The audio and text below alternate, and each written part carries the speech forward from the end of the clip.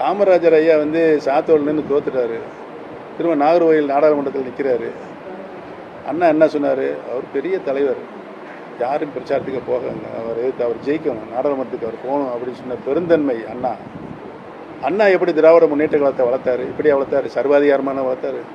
புரட்சி தலைவர் இப்படியா வளர்த்தாரு கட்சியை? மாண்புமிகு அம்மா அவர்கள் இப்படியா வளர்த்தாங்க?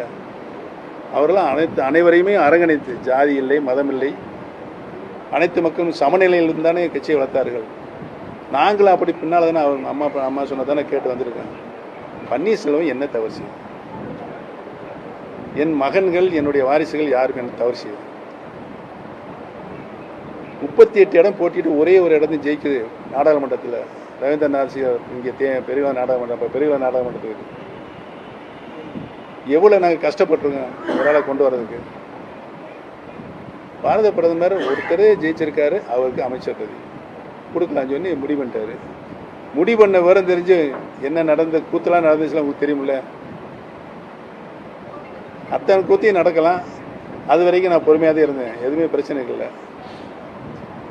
இப்போ பன்னீர்செல்வம் ஒரு நிலை எடுக்க போகிறாரு அப்படின்னு ஏன் அலறீங்க?